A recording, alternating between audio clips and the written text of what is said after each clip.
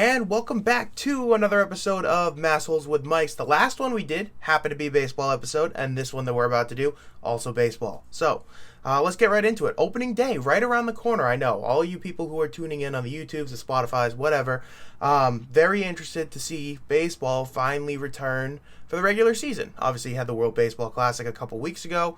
We may touch on that, we may not. We're going to focus on the Red Sox. I've yet to introduce my guest. Jordan is joining me. It's just the two of us.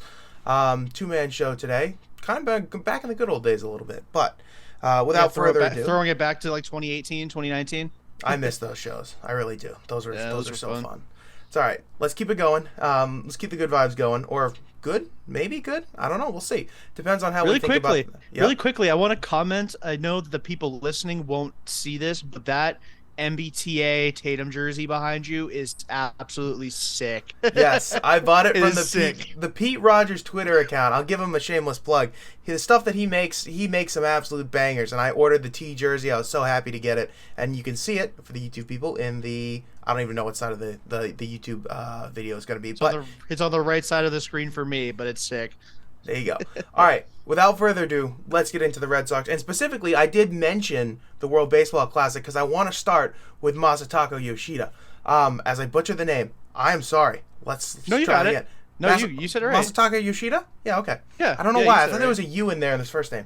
I apologize. No. Anyway, obviously, standout for Japan in the World Baseball Classic behind, some guy named Shohei Ohtani. Apparently, they're best friends from looking at them interact. Some dude named Ohtani. I don't know if you've heard of him. Yeah, not a clue. But one of the, I would say, prevailing stories to come out of the World Baseball Classic from a Red Sox perspective. I know you have high expectations for him. I want you to talk to me about Yoshida. What do you think his ceiling is? Where do you see him going? Give me your first thoughts. Well, first off, I want to make the bold claim. I think he's going to win AL Rookie of the Year going away. Like, I don't think it's going to be particularly close. I know Gunnar Henderson from the Orioles is, poised to put up a pretty hefty fight, and so is fellow Boston Red Sox player Tristan Casas. But I think Yoshida is just, he's kind of unfair. He's 30. He's played 7 years of pro ball already, but he's just a beast, man. And I think what people are kind of underselling is just how strong he is. Like, he can hit some nukes, and we saw him flail at some bad pitches, or some nasty pitches rather, some bad pitches to hit in the WBC, and he just flicked them out for home runs that would have been gone at Fenway, have been right down the pesky pole, or right past the pesky pole. He's a strong dude, and what I think separates him from a lot of the other Japanese stars that have come over, namely in recent years, like Yoshi Tsutsugo, where he kind of flopped over here in the States, and people are kind of draw those comparisons because you never really know with those guys. But anyway, Yoshida's not a slugger. That guy is making his living not swinging for the fences every single time to the plate. He's trying to slap the ball the other way. He's trying to drive gaps, and his natural strength helps him get to 20, 25 home runs. I don't know if he will, get to the 25 part. I'd probably predict him in the 18 to 21 range, but that dude is not going to have as big of an issue translating to the major league level as some people are letting on. And you saw in the World Baseball Classic as well. That was mainly my biggest takeaway when they first signed him. I was listening to sports radio live when they signed this guy, and the immediate first reaction was, this guy didn't strike out a lot. Like, this guy's going to hit for average. And I like that. I know that there's been some debate as to where they want to slot him in the order. I personally would love to see him at the top. I like a guy on base as soon as Devers comes up to the plate if he's hitting second. Or even if he's hitting third. Figure out what you will if you don't want to go lefty-lefty to start the lineup. I love the fact that Yoshida's, I don't want to say a dinosaur, because that's not true, but he's not, like you said, he's not the classic swing for the fences guy. He'll hit for average. He doesn't strike out a lot. And I feel like, this is very biased in my brain, only because the Red Sox were god-awful last year. Felt like there were a lot of strikeouts in key moments for last year's team. There was a reason, like, the pitching staff was terrible, but once they actually did pitch well every couple of days, you could not score runs because you weren't getting timely hits. I'm hoping that he can change that. I know one guy doesn't do it all, but that was my favorite part about Yoshida, is he will hit for average. Yeah, and I think that's something that the Red Sox prioritized in the offseason was getting guys that put up professional at bats and don't strike out a lot. I don't remember the exact numbers, but I remember looking back when they signed Yoshida and then they signed Justin Turner, who's another guy who doesn't strike out a ton. I know he's one of your favorite players in the league. I think he's your favorite, Yes. right? Yeah, It's he's right up there. Yeah. He's up there, yeah. So I mean, these are guys that don't strike out, they don't chase, they are really tough to get to swing and miss. They'll foul off a ton of pitches, they'll work counts, and they're all kind of the same kind of hitter. I think Turner's more is closer to a slugger at this stage of his career. He's still a guy who doesn't strike out, but he's closer to like, all right, if he's not hitting home runs, he's not really that valuable to you. But like Verdugo's impossible to strike out. I think he was like sixth in the league last year in strikeout rate. Impossible to strike out. Yoshida would have finished, I think, like in the top 8. Devers is not an easy guy to strike out, mostly because he never sees 2 strikes because he's always swinging on the first 2 pitches. Yeah. And then Turner's not easy to strike out. Kike's not easy to strike out, although you'd think he struck out more often than he does. The only guy in the lineup really that you'd think would strike out a lot, and he will strike out a lot, is Adam Duvall. But you needed the guy that kind of replaces Trevor Story's power production, and they kind of had to flail and go after a guy like Duvall to replace that righty power bat. But this lineup is a lot better than I think people give it credit for. Last year, I mean, there's a lot of talent, a lot of flashy names that are gone, like JD and Xander. But the additions of Turner, Yoshida, Duvall, like these are guys that are on or that are accomplished MLB vets. Like Duvall led the league in runs batted in a couple of years ago. He had a ton of home runs with Atlanta in 2021. And, well, I guess he was with Miami that year too. But anyway, these are some good big league players that they brought in. I know Turner is probably only going to be a 1-year deal. Duvall is only a 1-year deal. So you're going to have to refill those slots in a year or so. But this is a very solid lineup that I think will surprise some people. The key for this roster is going to be the pitching staff. Yeah, I mean, I will. Odd that I'm taking this turn because I know that I've been more negative on the Sox than you have. We'll call it historically throughout the course of this show.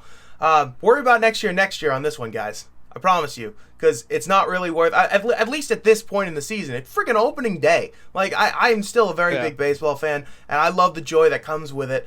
Even though I will happen to be working that night, so that should be very interesting. But anyway, I'm excited for what this year can bring, and honestly, like I understand. The problems that I raised with last year's Red Sox, which was you had a lot of pending free agents, are still somewhat true with this year's group. Let's just see what happens.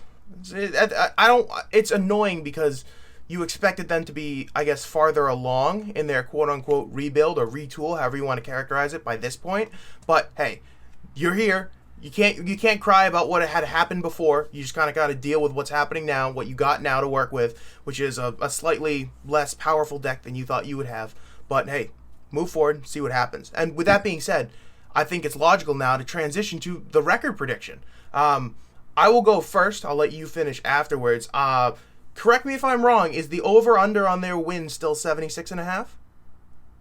It depends on where you look. I've seen as high as 78.5, but it's between 76.5 and 78.5.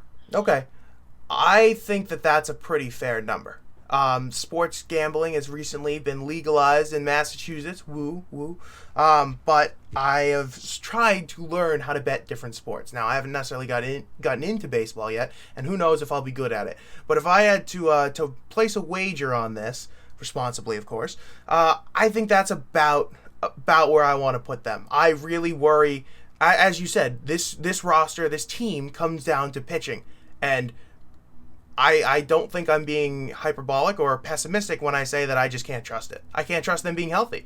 And I can't trust them being consistent. So if I had to guess, I'll go with 77 wins. I'm putting it just above the over, so if I were to bet on that, it would hit on that number, but I'm not willing to go any farther than that at this point. Now, I will say, of all the teams in town, the Red Sox are the most likely to pull a rabbit out of their hat and just go on a run for no reason at all.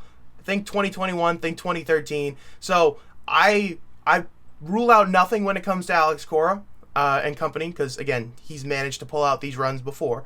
I think 77 is fair, though, personally. Yeah, I mean, to your point about the pitching staff, there is reason to think they're not going to be healthy because they currently aren't. I mean, Whitlock and Bayo will be back. Whitlock's something that they already knew they may play it slow with because he had off-season surgery on his hip. Bayo was kind of a freak thing, and they just played the slow game. They played the slow game with. He'll probably miss a turn or two. But Paxton, as Paxton does, Yep. is on the injured list to start the season. But he looked good for that inning and 2/3. I'll tell you that much. But if I had to set the over under at inning and 2/3 for the regular season, I don't know what I would take though. I mean, hey, he's been out for he's made an inning and 2/3 worth of appearances for the Red Sox in 2 years. So, going on 2 years. It's his second season with the team, but still, yeah. Yeah. But I mean, Sale's healthy at the moment, but his arm's healthy. So his arm's healthy, and I mean, he probably would have finished last season and been fine had he not taken a line drive off of his hand in New York. Oh, then biking, remember? Yeah, and then biking, but he probably wouldn't have come back at that point. They were out of it when he was scheduled to return. But anyway, Kluber finally had a healthy year last year. I know he'd had some injury issues the previous few seasons, probably just because he was in Tampa Bay, because they seem to find a way to keep guys from being themselves. Well, for the sake of making the playoffs. But, okay, I was gonna say that works both ways though, because they pull out some career years from some guys and then ship them off for prospects. Yeah, but I think with this pitching staff, and I think the best way to characterize them, assuming health, which you can't do with this group, but assuming health, very low floor, very high ceiling. Like this rotation has some dudes in it that could be really good. I know Tanner Houck hasn't looked the part in spring training with the 9.5. He got shelled again, didn't he? Yeah. If he's gonna have to tip his cap and call Matt Olson his daddy. Thankfully, he doesn't have to face him that many times in the regular season. But I mean, Houck's got great stuff. Whitlock's got great stuff. I mean, all these guys have great stuff. It's just a matter of doing it consistently and then staying healthy for. I mean, you won't get the full 162. I'll call it if everybody in the rotation that we expect, if they're fully healthy. In that rotation, what we expect it to be, if they each make at least 25 starts, I think this team will make the postseason. There's just too much talent. But I mean, they have to make 25 starts. Like, do you really feel like Paxton's making 25 starts? God, no. I mean, Houck will be in the bullpen probably when everyone comes back because they're going to go to a 5-man rotation. But I think Sale will give you, like, if the over-under was 25, a flat 25 on Sale starts, I'd push that. I would bet on a push there. I think 25 is a very fair number. Kluber, I figure, will be in the 25 to 27 range. Whatever. I mean, it ultimately comes down to consistency and health. But these guys have stuff to be a very, very good rotation. It's just a matter of actually proving it. All right, let me ask you some questions here, based on this team, based on what you've said so far, and just kind of like big picture stuff. Do you want them to go to a 6-man rotation? Do you want them to move Houck to the bullpen for sure? Do you think that 6-man rotation would allow some of your other guys to even get more rest, less likely to get injured, a la Sale, especially? I'd probably stick with the 5-man and use a guy like Cutter Crawford or Nick Pivetta or Josh Winkowski as like a swingman. If a guy in the rotation can't go longer than 3 or 4 innings, you can get 3 innings out of the bullpen. Because I want to protect the bullpen. And if you go 6-man rotation, that's one less reliever you carry. So if 1 or 2 guys in that 6-man turn can't go deep into a game, you're really going to kick your bullpen's ass. So I would stick to a 5-man when Bayo, Whitlock, and Paxton. But we'll start with Bayo and Whitlock because I know for a fact they will breathe on a major league field this season. When they're back, Houck I'd kick to the pen. Mm-hmm. And Pivetta, I would find a new team for. I'm okay with that. If the bullpen was healthy, if the rotation was healthy, I don't think Pivetta would be on the major league roster on opening day. I think he would have been traded by now. He and Dahlbeck would have found their way onto another team as like fillers in a bigger deal or whatever. But I would stick with a 5-man. I think Houck is kind of perfect in that like long relief bulk guy kind of role. I feel the same way about Cutter Crawford, who's currently the 4th starter, I believe. At least the first trip to the rotation, he's the 4th starter, and that's really cool for him because I think he's much better than his numbers showed last year. But yeah, I'd stick with a 5-man rotation. Okay. I forgot what the other question I had was. Jeez, I'm already getting. Well, while you think about it, I'm gonna give my win total because I forgot to when I was going on. That was actually the question. That was actually part of the question. So you give your win total, then I have a follow up. Okay. I think they're going to win about 85, 86 games. I feel pretty confident in this group, at least offensively.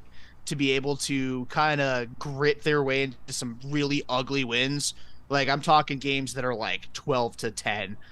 Like there's gonna be some games where their pitching staff, like I mean, if Houck remains spring training, Houck in the regular season, they're gonna have to win some games with some like gross scores. And then like you got your 13-9s, your 12-10s, your 11-7. They're gonna win a lot of games like that, and there's gonna be some games where they scrap and win like a 2-1 game, just pull it out of their ass. This team is gritty. Like this is, if you are an old school baseball fan where you're not into like, hit for power, strike out everybody, etc., and you just like guys that are just hard-nosed kind of baseball players, this is going to be a team that I think you'll fall for, whether they're winning games or not. But I think they'll win probably 85-86. But I will, before you ask your follow-up, all I want to say is this roster, as currently constructed, and we'll assume full health, so Mondesi is back, Story's back, Paxton, Whitlock, Bayo, they're all on the Major League roster. It is not a finished product. They have to be in a position to buy at the deadline. I think they'll be good enough to buy at the deadline, and it'll come down to what they do at the deadline that'll determine if they get up to 88-90 and they're kind of on the cusp of making the postseason, or they fall apart in September and they finish like you said, 77 wins, 77-80 wins. So the follow-up question is this. You said that you think that they're going to be a playoff team this season, and even with adding guys and getting to that 88-90 wins that you mentioned, I guess my question is, who do you think is going to fall off? Who do you think is that team that maybe made the postseason last year and takes that step back? Because let me map out, I guess, my take on the AL at large. I think the AL's maybe, I don't want to say for the first time in a while, because the Astros have existed for the last 6 years, but I feel like more of the power in baseball is centered around the AL this year than even in past years, because I think the Dodgers are going to take a step back. I don't care who the Padres have added, they're still the Padres, and the NL East is a bloodbath, but we'll see what happens there. Yankees make the playoffs, Astros make the playoffs, and I believe in Tito, because I love Terry Francona, and you can throw the Guardians in there as well. So then you just have your wild card teams. I still like Seattle personally, and then it comes down to... Yeah, Seattle is about as close to a lock for a non-division team, or a non-division winner, as you'll get in all of baseball. They'll make the playoffs, barring some catastrophic injuries. Yeah, for sure. And we always allow for that, obviously. But on paper right now, I agree. I think Seattle makes it. So that leaves you 2 spots between the Red Sox, the Rays, the Jays, the Twins, the Angels, if you want to think that they can finally do something, and the Rangers. So that's 6 teams for 2 spots. Where do you see who if the Red Sox are going to take one, who takes the other, and who steps back? I think Toronto. I think Toronto takes the other one. I think the AL East is going to have 3 postseason participants like it did last season. And I will say that I wouldn't be shocked if the Red Sox didn't make it, in the sense that like they're playing the last 2 series of the season and they have to go 4-2 to make it, and they go 2-4. Like I just, when I think postseason for them this year, I'm thinking like you're playing those last few series of the year and you aren't eliminated. And it's not like, oh, it's just all over but the shouting. Like you're within a game, you're holding onto a spot, and you just have to kind of punch your ticket yourself. And then again, it depends on what they do at the deadline. If they they kind of do this half-assed approach where they do kind of a buy and sell like they did last year, which I was okay with. I just thought the way they did it was kind of weird. Yeah, I agree. But yeah, I think if they play their cards right at the deadline, they should be able to make the playoffs. But I think Texas is a team that I don't trust Texas. I just don't. They don't. Really it's more than fair given their track record. They have the horses in the rotation, in the sense that like DeGrom when healthy is great. Eovaldi when healthy is really, really good. Andrew Heaney's become a really good pitcher. I mean, Martin Perez was an all-star last year. That's probably never going to happen again, but he was an all-star last year, so you have to consider that when you're talking about them. And John Gray's a solid pitcher. I mean, that's their 5-man rotation. That's a really good rotation. But offensively, behind, Seager and Semien up the middle, they got Nate Lau at first base. Adolis Garcia is very hit or miss. He's probably going to finish right around the league average offensively again. Jonah Heim is probably about a league average hitter, which is great for a catcher, but not when you only have 3 really good hitters in your lineup. I think Texas falls off.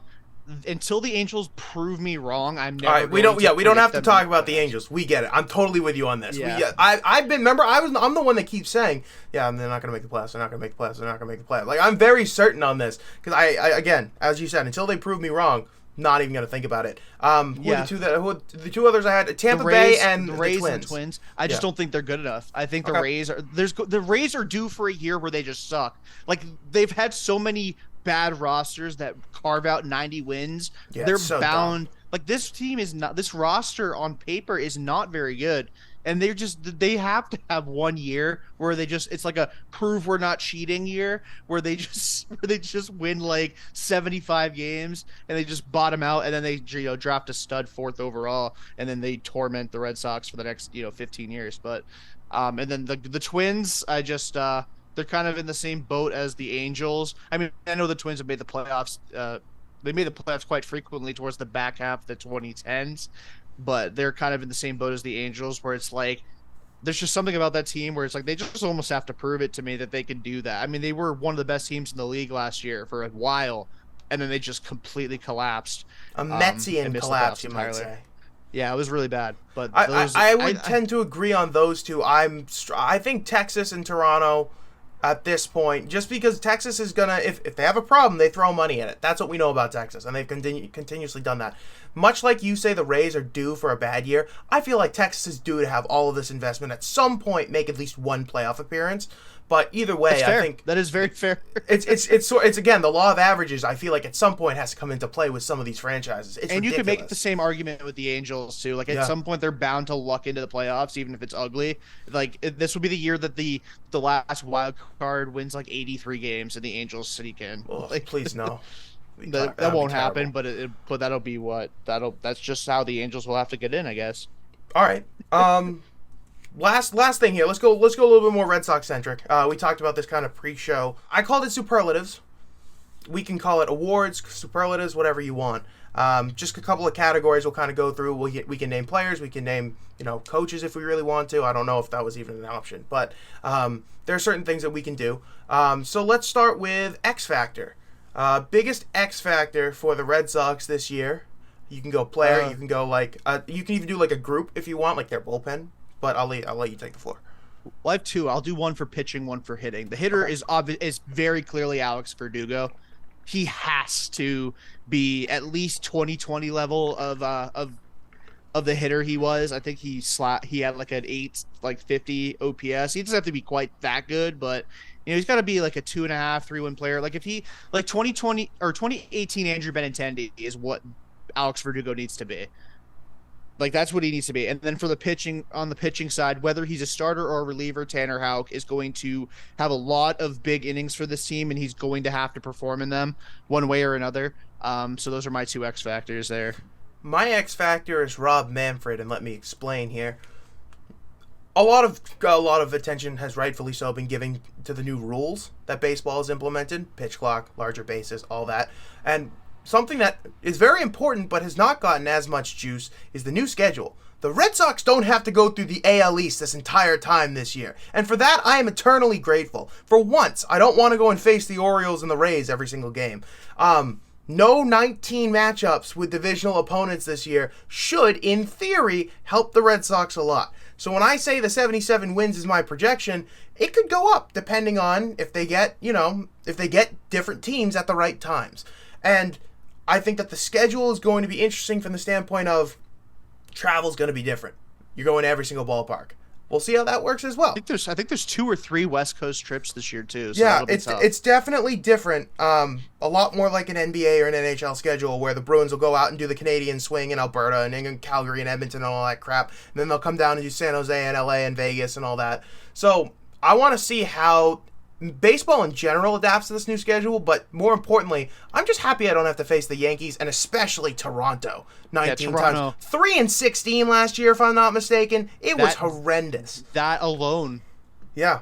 I mean, I feel like no one's talking about that. I had to bring up that point because the schedule should help the Sox in that regard. Definitely.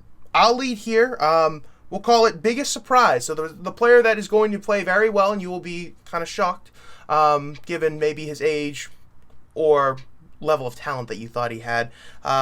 I just kind of want to use this time to talk about my boy Justin Turner, the real number 2 of the Red Sox. I have a number 2 jersey right there for a certain That's a Justin shortstop Turner jersey. Exactly. That's a Justin Turner There's jersey. no name on the back. No one can tell me otherwise. It's a 2. It's a 2. So, yeah, Justin Turner. He is my second favorite player in baseball right now. I still do love Bogarts, but they're probably tied at this point. Just from nostalgia reasons for Bogarts. But Turner, I just really like. The dude's been productive for what feels like a decade and a half, even though it's probably not true. I know he's getting up there. It's been about a decade. I know he's getting up there in age, and I know his face is mangled beyond belief right now, but I think Red Sox fans... Since then. Yeah, Red Sox fans are going to enjoy watching him play, because I love him. And it's like, the Dodgers...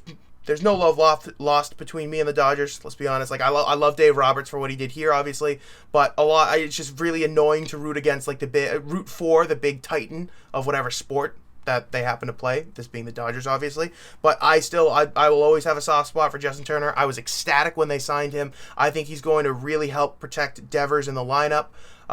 So yeah, I'm taking Justin Turner. I'm not going to attach any numbers to it because. Honestly, I probably couldn't give you accurate ones even if I tried, but I love him, so here we go. MLB The Show did do a simulation that has Justin Turner winning the batting title. Okay, MLB The Show. hitting 323 to lead the American League, but love it. My biggest surprise.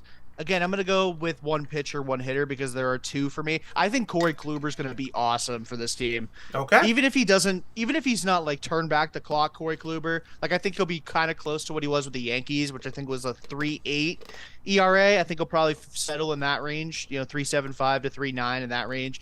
But what he can provide guys like Whitlock, Bayo, Houck from a mentor standpoint as a righty that can really spin the ball and kind of manipulate hitters into getting weak contact, really bad swings, getting whiffs, even if you don't have your best stuff that given day. I think Kluber is going to be huge for this team. Again, assuming health. And then from an offensive standpoint, I think Christian Arroyo is going to have a monster year. When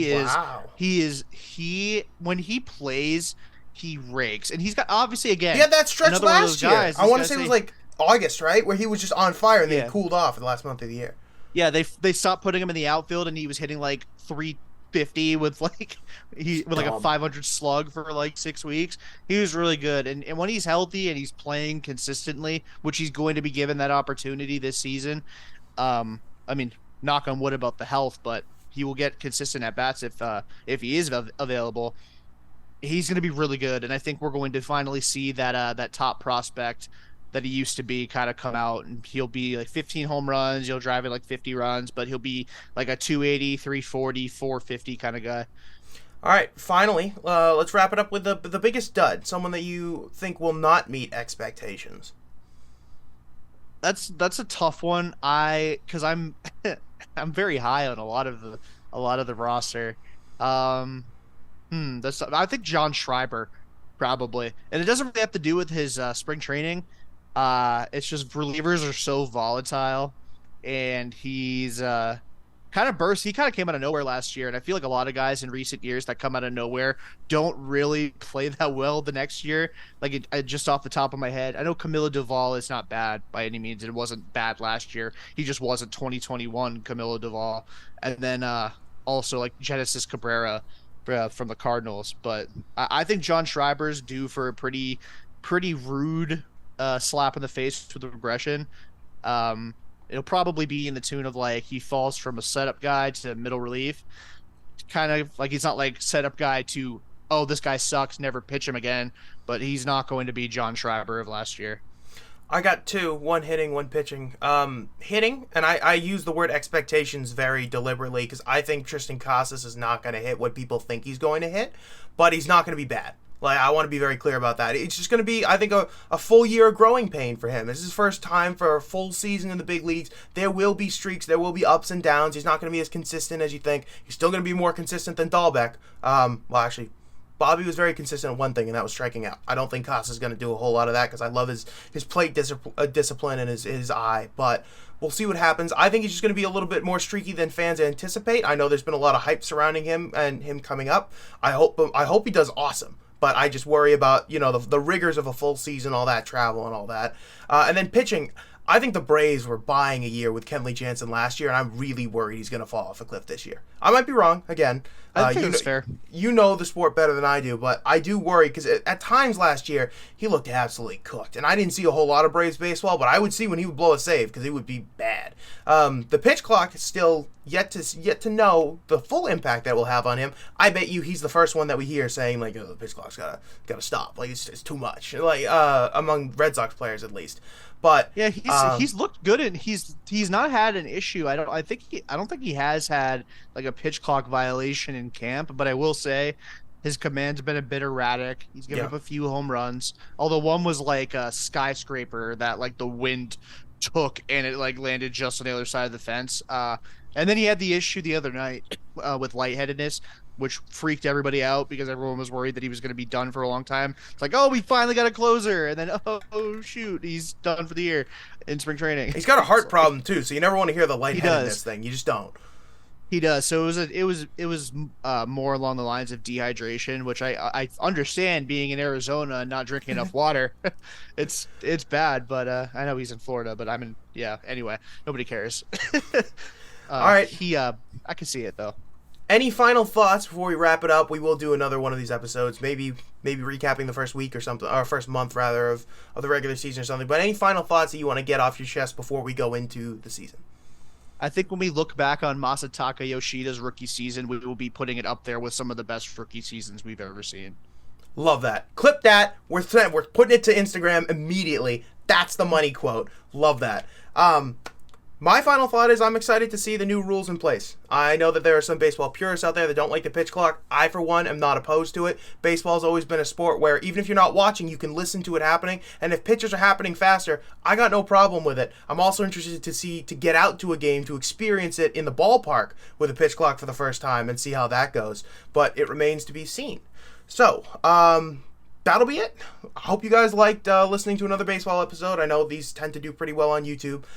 We will catch you guys soon, hopefully. Maybe we'll do some... You know what? I'll tell you right now. If Lamar Jackson signs with the Patriots, we're doing a podcast on it. I'm putting my foot down 100%. I don't care where I am. I don't care if I'm driving. Yep. We'll get you to call in. Send me the Zoom link. Yeah, exactly. I'll call in. Exactly. So... who knows what sport you'll get next when we come back, but we're happy to do this episode. We hope you guys like it as well. Have a great night, everybody. For Jordan, I'm Jeremy saying have a good one.